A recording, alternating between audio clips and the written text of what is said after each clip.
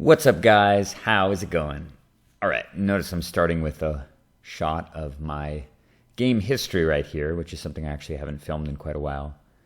And haven't been playing a ton. You can kind of see the progression of games here. Just taking a look at this here. And actually, with the exception of that game that I recorded actually against the Skeleton, which was right here, there's a loss. And I'm sure you guys all remember that if you watched the videos. That was the game where the guy cast the spell that dealt 1 to me when I was at 1, and I had 4 counters in hand and just didn't counter it because I thought it only affected creatures. So with the exception of that, it's been quite a while since I've actually had a game loss. I have to go all the way back to the 23rd of July, it looks like. This is all playing various decks. This is mostly Nin games. And then I started playing Zur somewhere around here, I think. So there's that loss against the Skeleton, although that was actually, legitimately, that was probably a win. If I had just remembered to tap blue mana and cast one of the 4 hard counters in my hand. But going further down, you can see these are all wins until I get all the way down to the 18th. So that was about a week ago. And I played a whole bunch of games against my good friend and fellow Commander collaborator, Nate Prodzik, many of you guys are familiar with his channel. And we were actually not playing Commander. We were playing a lengthy series of test games for the Canadian Highlander format. A friend of mine cued me into the format a little while ago and mentioned that there was a tournament coming up, so I decided to build a deck for it. And Nate seemed like he would be a perfect playtest partner. And he just modified his Brea deck, took the Commander out, made a few additional changes, and we played a series of games. And I think, what is the total count here? 2, 3, 4, 5, 6, 7, 8, 9, 10. I had 10 wins against 1, 2, 3, 4. So it looks like it was 10-4, which was pretty solid, honestly, against a player of Nate's caliber. Obviously, Nate is a super, super good player. And it was kind of proof of concept, actually. I'm not going to get into Canadian Highlander. That's a video for another day. And unfortunately, you can't really get opponents for it online anyway, because who the hell plays Canadian Highlander online? You have to go to the free forum room and ask for somebody to play it with you. But I've been working on a deck for that. I may do some discussions about it down the road. But I'm going to stick to Commander for the time being. And as soon as I switch back to Commander games, you can see this is just a series of victories again. This is like a crazy run, actually, going all the way back to July. Something like 50-plus wins in a row with a combination of Nin, Omnath, and more recently Zur. But the reason I posted the video is because I just had an insane game against 5-color bad stuff. Really cool guy playing one of the better Commander decks that I've run into recently. And we just played this game a couple minutes ago, and I thought it was absolutely YouTube worthy. So I'm going to launch into that. Let me make this full screen here. All right, kicking it off. So it looks like I lose the die roll. And 5-color bad stuff is playing, well, 4-color good stuff. Thrasios, Triton Hero, and Tymna the Weaver. This is the super lethal combo that you saw pretty much as the #1 deck of choice in the 1v1 Commander format online as soon as Vial Smasher the Fierce was banned. And as good as Vial Smasher was, I think Tymna is arguably better almost, because I think that white is probably better than red. And that ability on Tymna is just ridiculous. And the pairing of these two commanders is just disgusting. Like, as partners go, they're easily the two best partners, I think. I mean, maybe Vial Smasher is better if your deck is built around it. But the fact that Tymna just works so well and provides card advantage to go alongside the Thrasios card advantage. And Thrasios, of course, everybody knows, is just a completely insane card. And the pairing of the two of them means you only don't get to play with red, which is not really much of a cost. I am playing the Zur deck, new and improved, and it actually has had about 4 or 5 new cards come in. Swapped in a Talisman. I actually don't think I've posted any games of Zur since I started playing it again. I've decided to use Arcane Denial in the main deck. It's also running Force of Negation, and I think I'm running the new Teferi as well, the 3-mana Teferi, which is just obviously perfect when you're attacking with Zur and planning to go off, because Teferi prevents them from casting any instants, and they can't interact with your lethal kill, no matter what they have in hand, which is pretty gross. I don't have an insane hand here, but this is very solid. I've got Spell Pierce to defend on turn 1, Talisman to follow up on turn 2, and hopefully if I draw another mana, probably ramp into the Thran Dynamo, and then follow that up with Zur backed up by Spell Pierce. But given the fact that my opponent is playing these two good commanders, he's probably got a very solid deck to go with it, and he's going first. So I'm definitely not mulliganing. We'll see what he kicks off with. There's an untapped Watery Grave. Never a good sign. That's a worse sign. All right, Demonic Tutor. Holy shit. All right, well, game on. And honestly, I wouldn't suspect him to go get something like Mind Twist here. I have obviously no idea what the rest of his hand is, but I am so glad to have Spell Pierce because it stops whatever his turn 2 play is, provided that it isn't one of his commanders. And there's with a Demonic Tutor and a Crypt on turn 1, the range of things that he could have that are just ruinous is so high, like a Jace the Mind Sculptor on turn 2, or Mind Twist, or plenty of other awful things. I'm also very glad to have a Polluted Delta too, because that will protect me from a potential strip mine, and I get another fetch land. Excellent. So there's the fourth mana source we needed to get going here. So I'm just going to play the Delta. Intention is probably to fetch up a Hallowed Fountain if I don't need to Spell Pierce right away. All right, so he plays 3 mana and he casts Crucible of Worlds. And this can mean only one thing. When your opponent tutors on turn 1 and they play a Crucible and they have no fetchable land, clearly this Demonic Tutor fetched either Strip Mine or Crucible, one half of the combo, which means that this Spell Pierce is automatic. I'm sorry I didn't get a chance for you guys to look at the deck. I will do that when I use the Scalding Tarn a little later. So this is a no-brainer Spell Pierce. And as soon as I do this, 100% certain that a Strip Mine's coming down. Lo and behold, Strip Mine. Okay, well, that's pretty much expected. But I'm so glad I drew the Scalding Tarn right there. Hopefully I can get another land relatively soon. Right on schedule, Windswept Heath. Beautiful. I'm going to play the Tarn. Still feeling really behind, though. I mean, obviously, any draw with the opposing Mana Crypt is going to make you feel that way. Brainstorm. Interesting. Well, it could indicate he's low on land. I'm going to try to move the mouse away so I'm not too clicky again. And move my mic over here. Just wish there was a way to move through games at a steady clip without having to click every single action. Talisman of Curiosity. Very cool card in this deck. And he's got that. And nothing else. Okay, that's fine. I'm going to fetch end turn. I can give you guys a look at the current version of the deck. Obviously, if you want the exact deck list, you're more than welcome to message me about it on Gmail or just in YouTube comments, and I'll send you my email address. But you can see here, let's see. So Teferi is one of the cards that was added recently. Oh yeah, Narset, of course. Totally insane card. And goes right along with the whole theme of the deck, allowing you to dig 4 deep for one of the kill pieces, one of the combo pieces.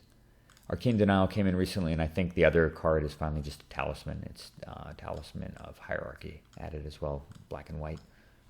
I think that's the rest of it. But I'm just getting Water Grave here.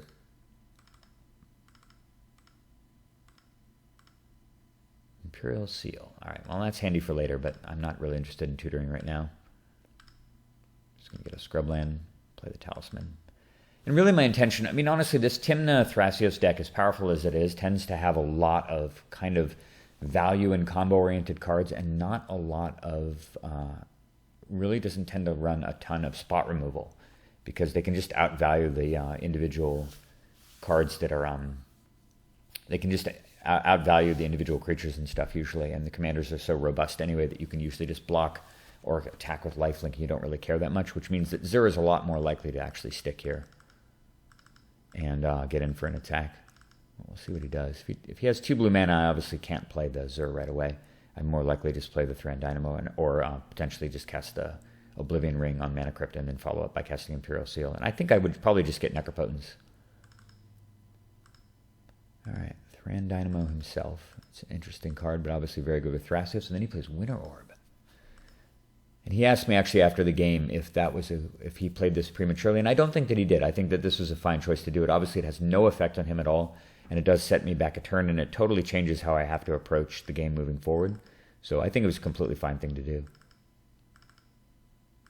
All right, so I'm going to untap the Scrubland, and then I top deck Mana Crypt. That is so lucky. And honestly, if I hadn't top deck Mana Crypt, I think my play this turn would have been to play the Drowned Catacomb and play Oblivion Ring to get rid of the Thran Dynamo, just to try to slow him down as well. But drawing Mana Crypt changes things a lot, and this allows me to just immediately play Zur while he's tapped out. And yeah, of course, I had the option to play Thran Dynamo and then play the Oblivion Ring, but that would have prevented me from casting Zur. And I feel like this is a perfect opportunity to do that. Make him struggle to deal with Zur. I have plenty of mana to replay it in a turn or two anyway if he does deal with it, because I can play Thran Dynamo next turn and then also potentially Imperial Seal if I draw another land. And then maybe Mind Twist his hand away and then play Zur anyway. Zur is just so threatening. I mean, really, is there any commander in the entire format that is so deadly as this one? Basically a commander that just says, you must answer me immediately every single time it's played or you just lose. Just totally insane. All right. And boy, does he have an answer. Treachery, wow. So good. And I'm sure he'd probably be able to fetch a, probably copy Artifact and potentially Sylvan Library. Actually, well, Sylvan Library I think would be a guaranteed, but potentially copy Artifact as well off the Zur. And he even gets to untap a land. He taps 3 more mana, he casts Impulse. Obviously, he's digging for probably Force of Will or Force of Negation there. Yeah, the presence of Force of Negation in the format is really interesting. I mean, it really does make... it doubles the chances that your opponent has a card like Force of Will to stop a lot of your answers, and it really probably does make the Zur deck worse.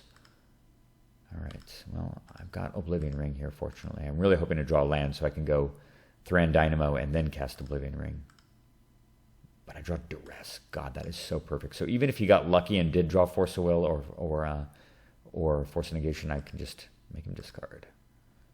So let's take a look here. He's got Tithe, a card I'm very, very glad to see. It's so cool to see people playing Tithe, which is very underplayed and an amazingly strong card. Counterspell and Nature's Claim. So there's reasons for taking, obviously I can discount Tithe, he doesn't even have white mana. Reasons for taking both of these, but at the end of the day, my deck is a combo deck involving artifacts. He's got Talisman of Curiosity in play, and I can't realistically kill it. I don't really have the time, so I'm not really too concerned about the Counterspell. And Nature's Claim is definitely the card to take, so I'm going to get rid of that. And Oblivion Ring away, the Thran Dynamo, and this is done just this. Oh, I'm sorry, not the Thran Dynamo, duh. I'm obviously casting Oblivion Ring on the Treachery to get Zur back. Now he's got a serious problem, because Counterspell is not an answer to Zur. So he just thinks for a little while, passes, and then... And this is a really interesting play as well, and I can totally understand why he's doing it, because a Counterspell is obviously not going to protect him from Zur. I'm going to be able to attack with Zur. I'm going to have 4 mana untapped. Necro is going to come into play. I'm at 22, potentially at 19, but I'm going to draw 10 or 12 cards, at which point the Counterspell doesn't even do anything. So his real chance is to play Thrasios and hope to scry into either Force of Will or, assuming he's playing with it, Force of Negation. Sorry about that. Magic Online will be taken offline in a little bit. So this is a cool play too, actually. Got to respect it.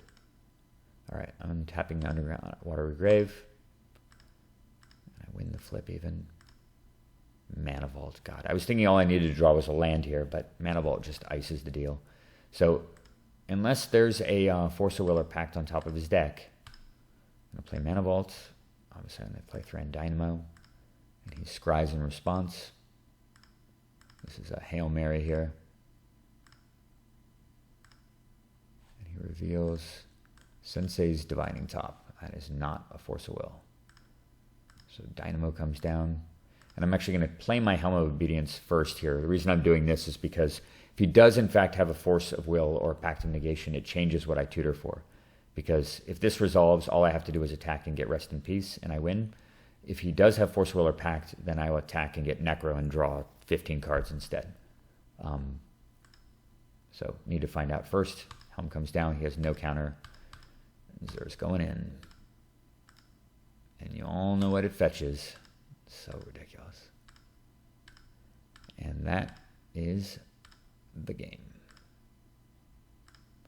I'm not gonna click and look at his deck list because I would need his permission to do that, but you can see he removes 88 cards from the game.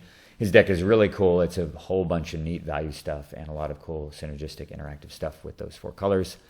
But perhaps he and I will play again, and we will see some more contents of the deck. But anyway, I thought this game was just awesome. It was just such a showcase of how a few specific tools in this deck, namely the Spell Pierce and the Duress, were able to work around his perfect answers. And despite his crazy start going first and getting turn 1 Crypt Demonic Tutor, I was able to handle everything pretty well with a couple of lucky top decks of my own, mainly this one. And then, I don't know, followed up pretty much by this one. But hope you guys enjoyed that game. I've got tons of Zur games obviously in the archive, but nearly all of them are just complete one-sided massacres, and they just don't make for that great viewing. What I might do, if you guys are interested, please post in the comments. Let me know if you'd like me to go and just post a series of fast games, sort of Nate style, where I just go through them quickly without stepping through, and you can kind of just see Zur at its most evil and filthy, dismantling opponent after opponent, because this deck is just, it's just ban-worthy. I mean, I don't know what else to say. It's super unfair. If you're interested in playing 1v1 Commander, there is literally no better commander than Zur the Enchanter. It is so insane and unfair. And I've actually played it some recently in some multiplayer games, in 3 and 4-way games, and honestly, it works pretty well there too.